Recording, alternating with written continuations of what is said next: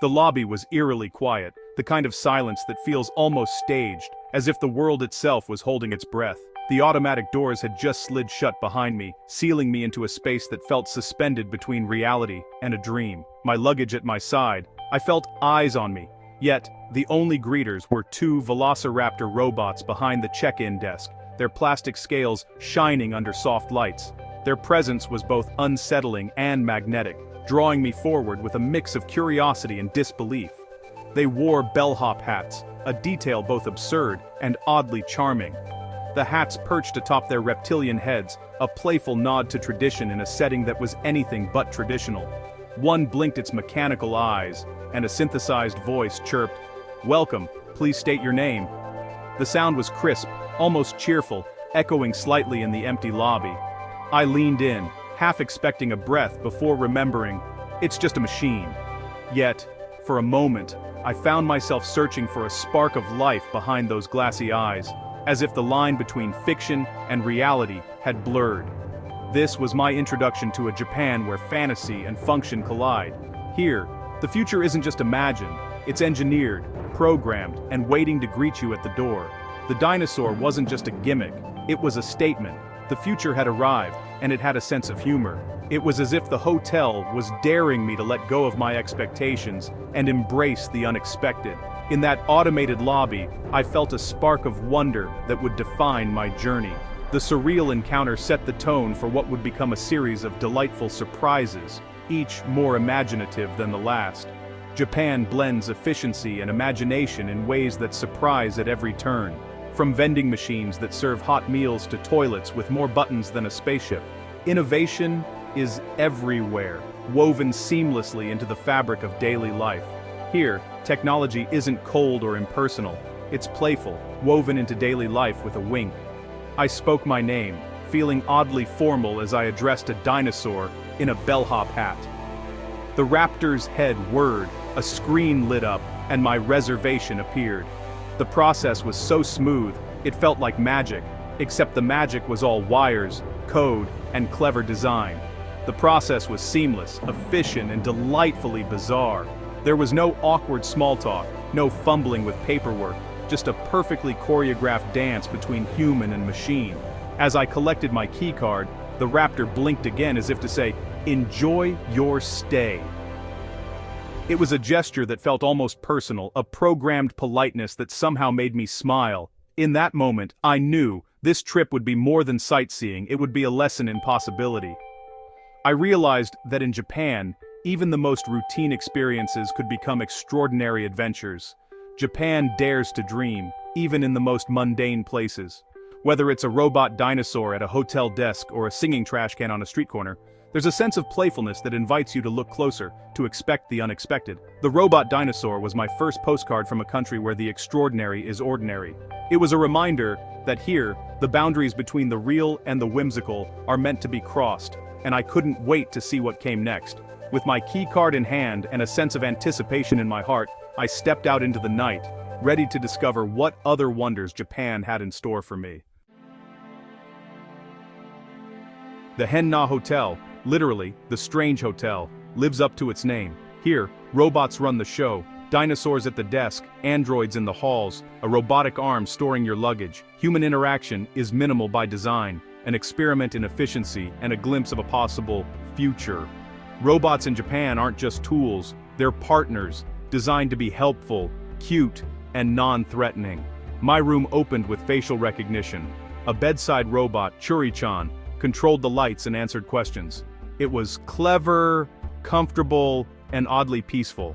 But in this world of circuits, solitude is amplified, a reminder of Japan's comfort with efficiency and quiet self-sufficiency. The strange hotel is more than a novelty. It's a living diorama of a future where technology anticipates every need. Just a short train ride away from the world of robot hotels and neon-lit cityscapes, Japan transforms before your eyes. Here, the future isn't just a concept, it's a lived reality, woven seamlessly into daily life. Step out of a sleek, futuristic station, and suddenly you find yourself on a quiet stone path, leading you gently toward a 1,000-year-old shrine. The transition is almost magical, as if you've crossed a threshold between two worlds. At Kyoto's Fushimi Inari Shrine, thousands of vibrant red torii gates stretch out before you, forming a mesmerizing tunnel that feels like a passage through time itself. Each step forward is a step deeper into Japan's rich spiritual heritage. Here, there are no robots or flashing screens, just the timeless presence of wood, stone, and the gentle whisper of wind weaving through ancient lanterns. The air is filled with a sense of peace and reverence. This is the magic of Japan, a seamless blend where the hyper-modern and the deeply traditional exist side by side, never in conflict, but in harmony. Skyscrapers rise behind centuries-old temples, each enhancing the other's beauty. On the bullet train, a businessman checks his smartphone, surrounded by the quiet efficiency of modern technology, racing through the countryside at incredible speeds. Yet, when he arrives, he pauses at a nearby temple, bowing his head in prayer, a moment of reflection and gratitude rooted in tradition. Meanwhile, a young woman dressed in bold Harajuku fashion spends her weekends learning the art of the tea ceremony, embracing both modern self-expression and the quiet rituals of the past. These aren't contradictions, they're layers of identity, woven together in the fabric of everyday life. People of all ages move through the city, blending old and new in their clothing, their customs, and their dreams. In Japan, you don't have to choose between a robot and a shrine. Here, you can check into a hotel staffed by androids, then offer a prayer at a centuries-old altar, all in the same day. The true soul of the country lives in this delicate balance, a harmony where innovation and tradition are not rivals, but partners, shaping a future that honors its past. Akihabara is Tokyo's pop culture mainframe, electric town. Giant screens flash anime, arcades jingle, and every building is packed with manga, games, and collectibles. Each floor is a new world, capsule toys, retro arcades, rare comics, maid cafes add another layer. Waitresses in costume serve cakes and call you master or princess, offering a playful escape from reality. Akihabara is freedom for the otaku, once a term of ridicule, now a badge of honor. In a society that values conformity, here, passions are celebrated. It's chaotic, colorful, and deeply human, a haven for anyone seeking connection through shared stories. In Akihabara and Shinjuku, another side of Japan emerges, schoolgirl bars, where men pay for conversation with young women. These businesses exist in a legal and moral gray area, raising questions about consent and the commercialization of innocence. Critics see exploitation. Customers are often lonely men seeking fleeting connection. The appeal isn't always illicit, it's about experiencing attention and affection, however artificial. These bars are a symptom of deeper social isolation. Understanding the context doesn't excuse the practice, but it reveals a society grappling with loneliness. Behind the order and beauty, Japan faces complex human needs. Japan's work culture is legendary. Long hours, loyalty, and little time for personal life. Urbanization has weakened traditional communities, leaving many feeling alone in crowded cities. The government has even appointed a minister of loneliness. In response, a loneliness industry has emerged, rent-a-friend services, host clubs, even actors posing as family. Technology offers virtual companions and robots, always available, always agreeable. These solutions provide comfort, but they're transactional, not lasting. For a society that values harmony, these low-stakes interactions are appealing. From robot hotels to rental families, Japan is searching for connection in a modern world. Japan thrives on contradiction, quiet beauty beside neon chaos. Wabi-sabi finds elegance in imperfection, while pachinko parlors explode with noise. Food culture swings from refined kaiseki to the messy joy of ramen. Socially, the Japanese are polite and reserved, guided by tate mai and hon-ne, public face and true feelings. Yet there are outlets for release after work drinks, wild Harajuku fashion, the fantasy of Akihabara.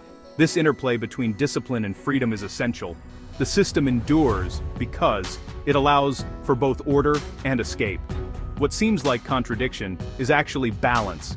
It's what makes Japan endlessly captivating.